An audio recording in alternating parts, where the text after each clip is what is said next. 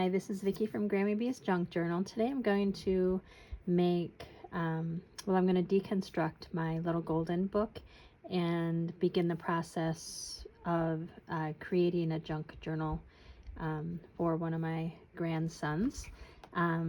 So this is just a little golden book, and I have this heating tool. It's like for paper crafting.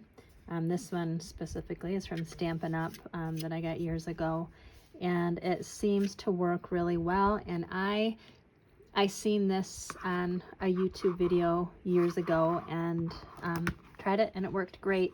So the golden spine, I know a lot of people keep that and use it in their bookmaking. I really don't. But the reason that you heat it up is because it heats that glue that is holding it to the book, and once it heats that glue, then you can tear it apart. If it doesn't come up easy, then you can go ahead and heat it some more. And I am not worried about ripping it.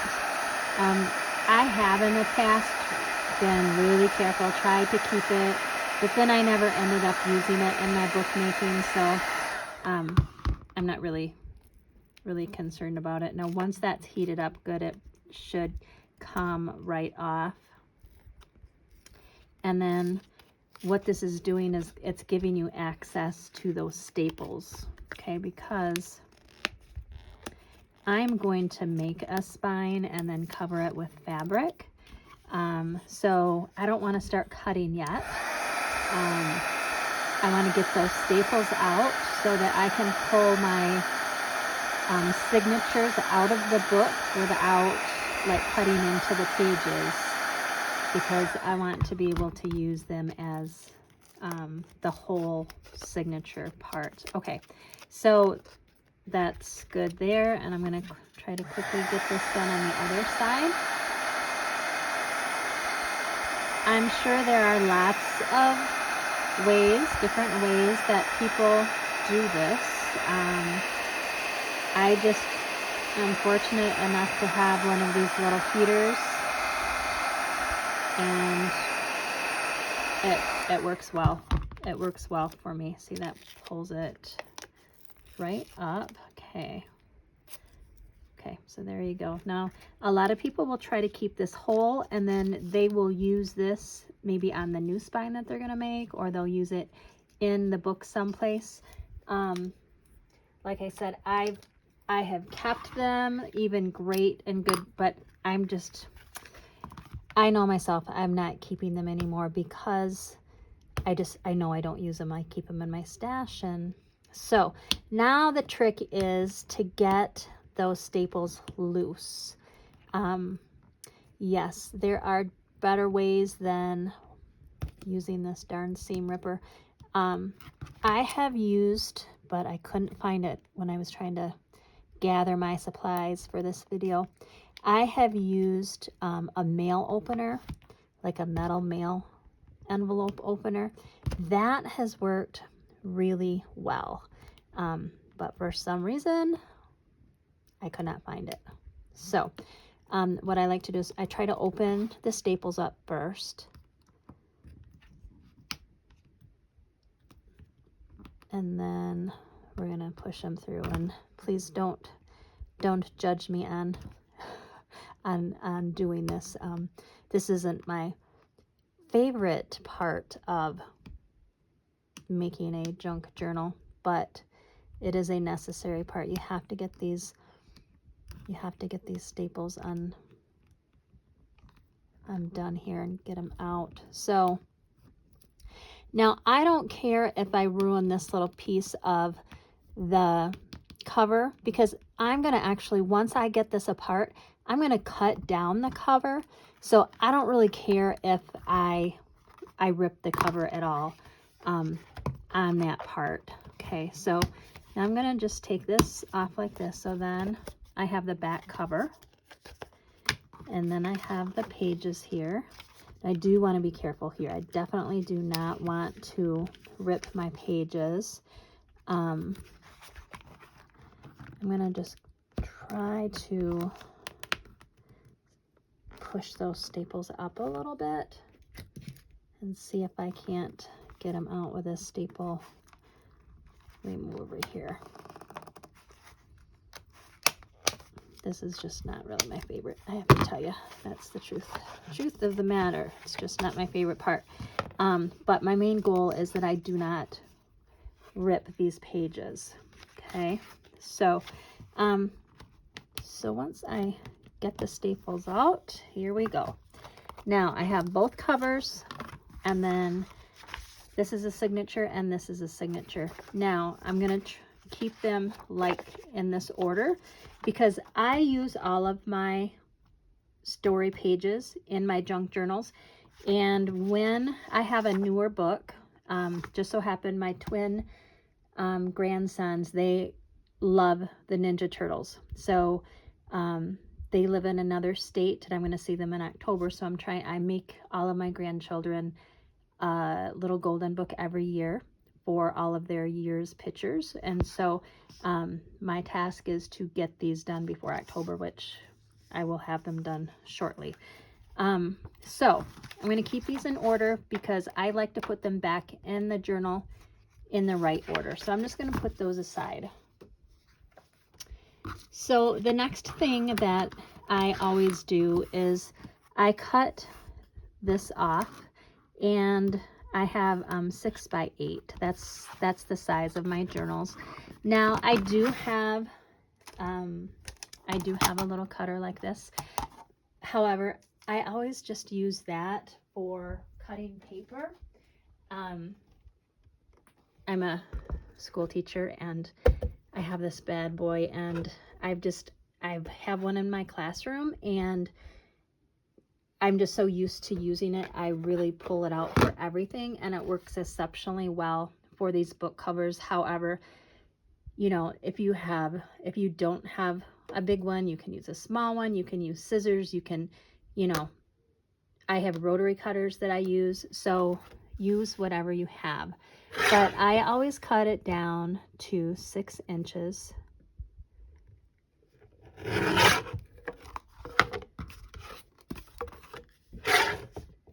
And so what that does, before I cut this, see that? I always cut the 6 inches because that gets the bendy part off of it. So, okay, easy peasy. Now, I do take about 1/4 inch off of these. Now here is the fold. You definitely don't want to cut on the folded side because these are going to be slid right into the bundle of papers that go in the signatures. So I always cut on the open side, and about 1/4 inch, but I do want it to be 6 inches. So I'm actually just going to cut it right on down to the 6 inches. And it usually is, you know, it's usually pretty good. I usually don't ever cut off any words by doing that. Sometimes I only take, you know, 1/4 inch. But today we're going to do right to the 6 inch. Okay. Since it is for my grandsons, I will not be using a lot of lace, probably maybe no lace actually. However, when I make my granddaughters in a bit, I will use lots of lace for her. Okay, so I have my 2 signatures. I'm just going to put them aside. Now the next thing that I'm going to do is make the spine. So I have my, I'm a quilter, so I have a couple of these nice mats in my studio, and I like to use them because it helps me to keep the cover straight, you know, on the line. And let's see. So what I have done for the spine, I usually use 2 inches, and then it's 8 inches tall, so 2 by 8. Now this was, you know, chipboard comes in different thickness.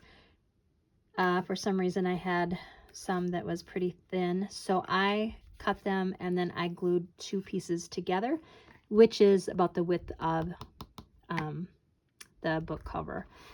So, and this is how I learned in the beginning when I first learned how to make junk journals. I watched a zillion different videos and come to the conclusion that this is what I like the best. So I line it up on the lines like this, and I just keep, a little bit. I eyeball it. Some people will, measure right to a T, and that's wonderful. I am not that person. I just kind of eyeball it. It always works out great. So you just want a little bit of a gap so you can fold the covers easily enough, okay? So the spine is 2 inches. The book pages are 6 inches. I went ahead and cut a strip of fabric, and I cut it, let's see, 2 3/4, I believe. Now you can do as, wide as you want. I primarily go 2 3/4 to 3 inches. Today I went 2 3/4. So for this, I like to use the fabric tack because it's very, very, very strong, specifically made for fabric, but works well on everything. It gives me enough room to, little wiggle room if I need it, but yet it dries fast so I don't have to wait a long time. So, and it's kind of sticky actually. And I do little bits at a time because I want to get my fabric on there. So what I'm going to do is, once it gets going here, I'm going to just put some fabric tack like this. Now this dries very nicely, and it is very strong, like I said. So I'm not a perfectionist here, but I do hang it over like that because I'm going to flip it over, and then if there's, a little bit of glue on the outside, I just I use my finger. Like I said, there's lots of different ways. This is what's easy for me, okay?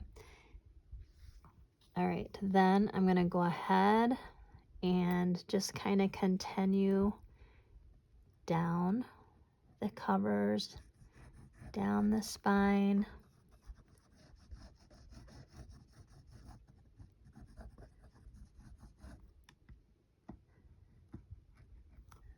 Okay. And just rub it down like that. And really up here is probably nice and dry already. It dries very quickly and it's very strong. It does dry clear. I will say I think it's a little pricey, but I learned about it from watching videos when I was in the learning process, and I had never used it, and I really, really like it. Okay. And I'm going to put some here. I know this is probably boring for you, but it's, it's the process. Okay. So then what I would normally do, I usually do several books at a time. I have 3 more for my other grandchildren that I need to do, but for the sake of this video, I'm going to keep on moving through the process. Now, I'm going to flip this over and glue the fabric on the other side. Even though it's a little bit wet, it's strong, and I am not concerned about like it coming off or anything, so I'm okay with flipping it over. Okay, all right, then I'm going to do the same thing here.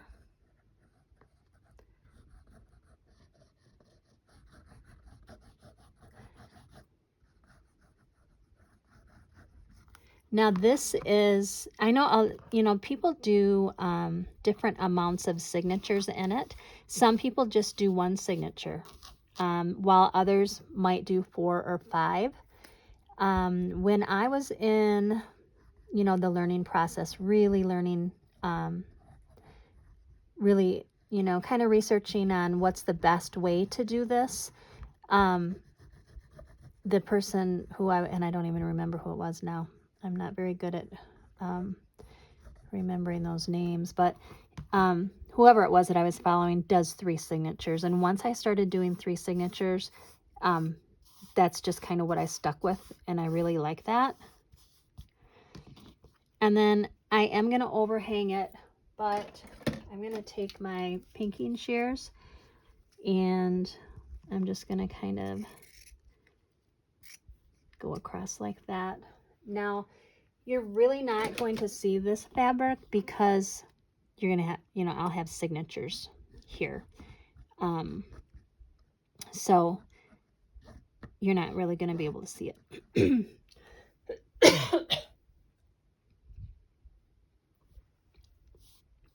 Okay, now this will dry and you won't be able to see it.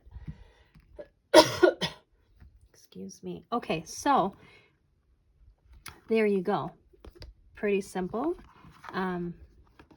Just like this. Now what I do at this stage now, I will get ribbon or rickrack and I will do the exact same process as I did with the fabric, but I will put it here, I'll flip it over, do the other side, and then I'll do the same thing here. And then the next thing I would do is, if you watched any of my videos, you know that I'm a lover of lace. So I would start with the lace. I think this is going to be it of this video, and then I'm going to make another video of the next step that I would do. So thanks for coming along, and I hope this has helped any of you that maybe hasn't tried making a journal and wants to try it. It is not difficult. You can absolutely do it. I have tremendous amount of faith in you. And if you could like and subscribe, I would greatly appreciate it. It will help me to grow my channel. Have a wonderful day and come back for the next video where I will put the trim on. Thank you. Bye-bye.